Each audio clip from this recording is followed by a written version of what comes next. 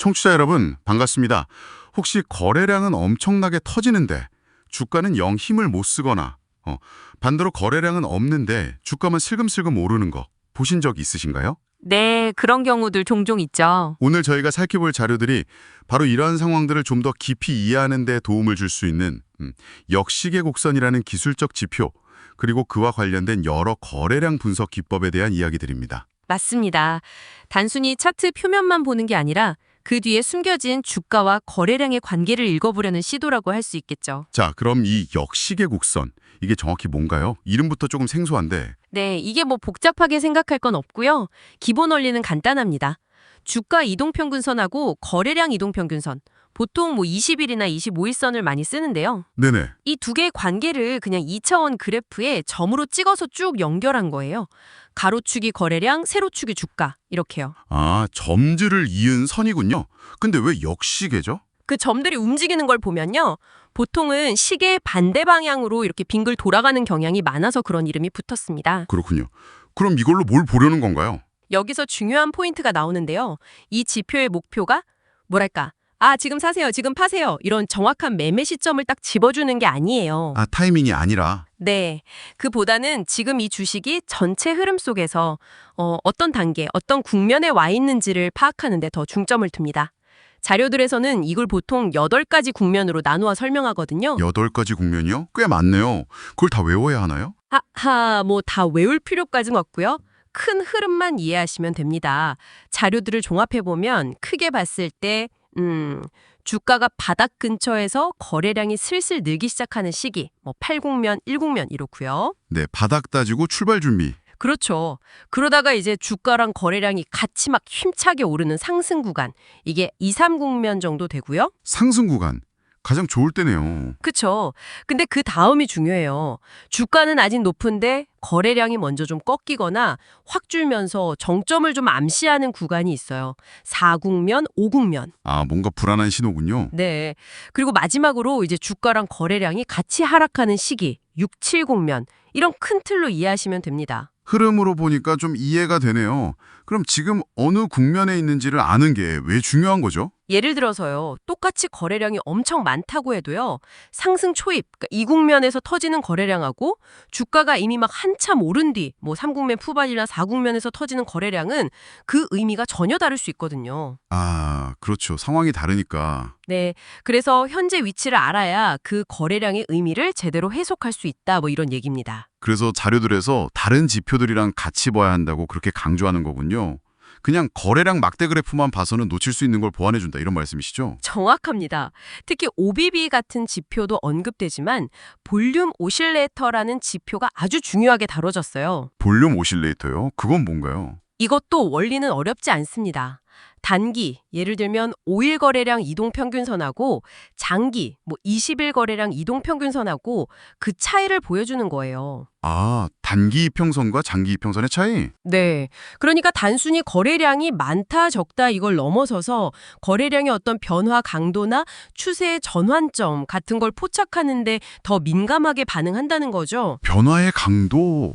아, 그럼 예를 들어서 역시계 곡선 상으로는 주가가 고점 부근인 4, 5국면에 있는데 이 볼륨 오실레이터가 갑자기 확 꺾인다. 네. 그럼 이건 거래량이 이제 마르고 있다는 좀 강력한 경고 신호로 볼 수 있겠네요. 바로 그겁니다.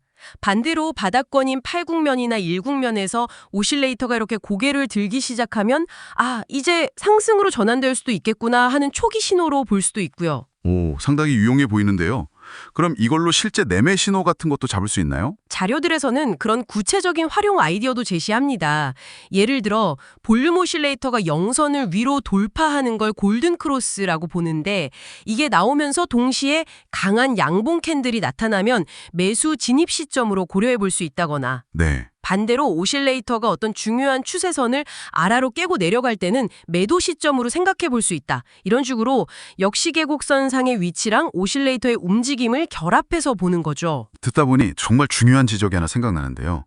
자료에서 어떤 전문가가 특히 3국면, 그러니까 거래량이 막 폭발하면서 주가가 급등할 때요. 네, 그 화랑기죠. 그때 무조건 이거 저평가 해소다, 기관이 엄청 사네. 이렇게만 해석하면 위험하다고 여러 번 강조했거든요. 맞아요. 아주 중요한 지적입니다. 오히려 그럴 때 그 대량 거래를 이용해서 소위 큰 손들이 개인들한테 물량을 넘기고 있을 수도 있다는 거예요. 아, 그럴 수 있겠네요. 겉보기엔 좋아 보여도. 그렇죠. 이게 거래량 분석의 가장 어려운 점 중 하나입니다. 이 많은 거래량이 진짜 매수세인지 아니면 누군가의 이익 실행 과정인지 구별하는 거예요. 그럼 그걸 어떻게 할 수 있을까요?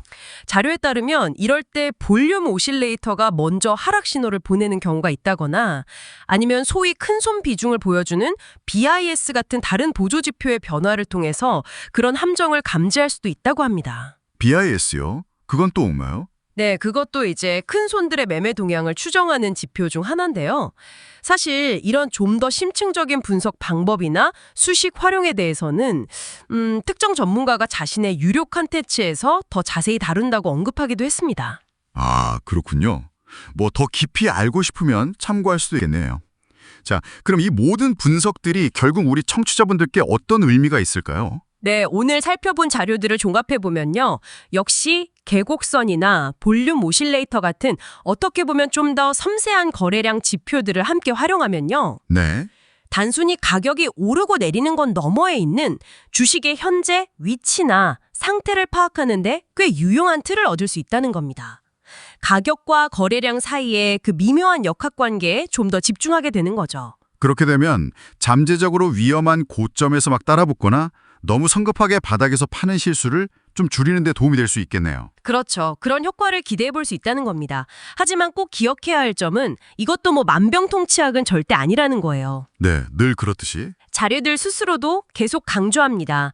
이건 어디까지나 시장의 큰 그림, 맥락을 이해하기 위한 참고 도구일 뿐이고 반드시 다른 기본적 분석이나 기술적 분석들과 함께 종합적으로 활용해야 한다는 거죠. 결국 중요한 건 지금 여기가 어디쯤인가, 그리고 왜 이런 움직임이 나타나는 걸까, 이걸 계속 스스로 묻고 답을 찾아가는 과정이겠네요. 맞습니다.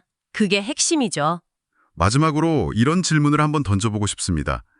만약 이 자료들에서 이야기하는 것처럼 거래량, 특히 그 변화율이 주가 움직임에 정말 중요한 단서를 제공한다면요. 네. 단순히 오늘 거래량이 얼마다 이것만 볼 게 아니라 볼륨 오실레이터가 보여주는 그 거래량의 가속도 변화를 꾸준히 추적하는 것이 시장의 전환점을 바라보는 우리의 시각을 어떻게 바꿔놓을 수 있을까요? 한번 깊이 생각해 보실 만한 질문인 것 같습니다.